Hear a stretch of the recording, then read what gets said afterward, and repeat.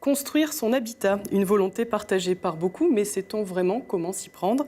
Le Grésivaudan s'empare de la question en proposant à tout porteur de projet immobilier des rencontres gratuites avec des architectes.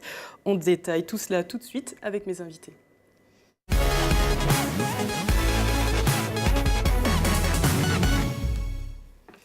Laurence Théry, Maria Ramos, bonjour. Bonjour Fanny. Laurence Théry, vous êtes donc vice-présidente au Grésivaudan en charge de l'aménagement du territoire et de la gestion de l'espace, et aussi maire du Touvet. Et Maria, vous êtes donc architecte, et en particulier architecte conseil pour le Grésivaudan sur cette nouvelle initiative. Peut-être Laurence Théry, est-ce que vous pouvez nous expliquer un petit peu pourquoi cette initiative? Il s'agit de proposer aux habitants du Grésivaudan, quand ils ont un projet de construction, de rencontrer, alors en accord et en discussion bien évidemment avec les communes, un architecte conseil. Et les communes, elles, expriment un certain nombre de volontés qui sont traduites dans leur plan local d'urbanisme, dans tous les documents de planification. Et l'idée, c'est de faire se rencontrer le projet de construction et puis les demandes des communes. Et c'est pour ça que ces consultances architecturales sont mises en place. Et donc aujourd'hui, on a 14 communes sur les 46 communes qui composent l'intercommunalité qui sont intéressées. Une dizaine de communes qui ne rentreront pas forcément dans ce dispositif mutualisé, mais qui ont recours au service du CAUE et au recours des architectes conseils. Et puis des communes qui n'ont pas du tout ce service et qui pourraient le proposer à leurs habitants. L'idée, c'est qu'à terme, tous les habitants du Grésivaudan puissent être accompagnés par ce type de service quand la commune le souhaite et quand ils se rencontrent sur une discussion autour d'un projet. Et donc Maria Ramos, techniquement, quel est votre rôle? À quel moment vous intervenez dans le projet d'une personne qui vient vous voir? Donc le rôle d'un architecte conseil est veiller à la qualité architecturale du projet et puis conseiller surtout pour que cette construction, qui peut être une nouvelle construction ou rénovation, s'intègre au mieux au contexte dans lequel elle va être placée. Et les mieux, c'est de voir les projets tout en amont, c'est-à-dire au début, quand les actes fondateurs d'un projet prennent place, c'est-à-dire les choix les plus importants. Et notamment, on est dans un territoire montagneux. Oui, il a des particularités, je suppose, notre territoire. Donc avec aussi une forte particularité patrimoniale et un thème des bâtis anciens. Et puis cette pente, donc comment construire dans la pente, comment tirer profit de cette pente. Et est-ce que ça permet peut-être de voir des projets moins retoqués derrière, faire avancer plus vite le projet? On essaye de donner les bonnes pistes de développement de projet et de donner des conseils qui arriveraient pour que le projet aboutisse plus rapidement. Et on peut conseiller aussi d'aller voir donc un architecte si par exemple le projet il est très complexe, s'il est très difficile insertion.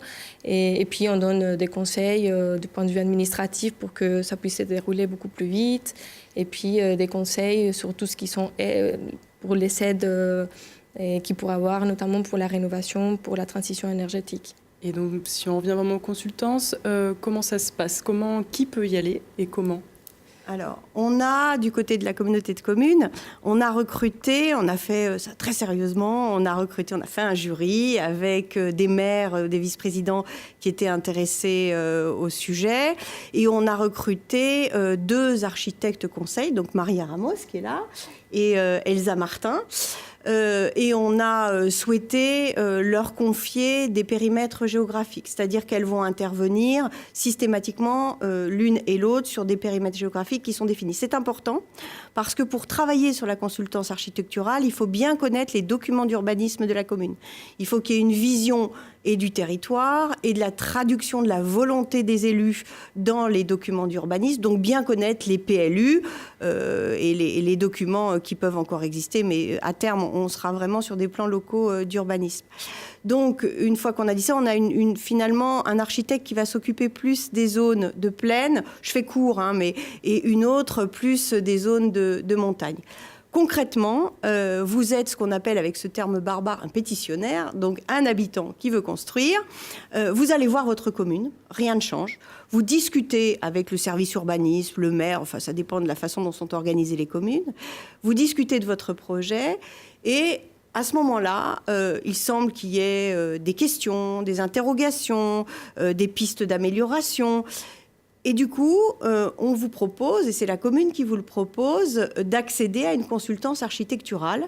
Et à ce moment-là, vous prenez rendez-vous. Donc, on est à l'ère du numérique.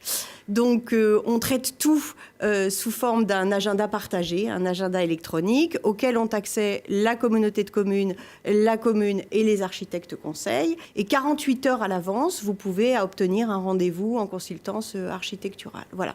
On s'inscrit dans 2 demi-permanences systématiques par semaine qui se tiennent la plupart du temps au siège de la communauté de communes à Crolles.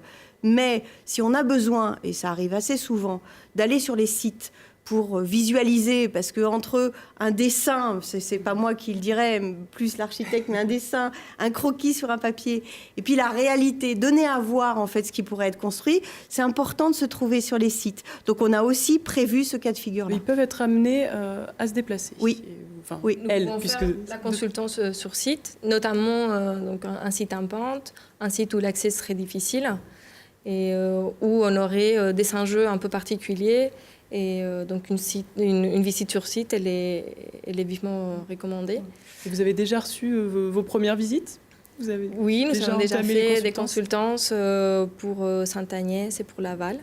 Et on espère vivement qu'il y aura d'autres pétitionnaires qui vont vouloir profiter de cette consultance qui est gratuite et oui, c'est important de rappeler, c'est gratuit et accessible à tous. Laurence Théry, Maria Ramos, merci d'être venue sur ce plateau.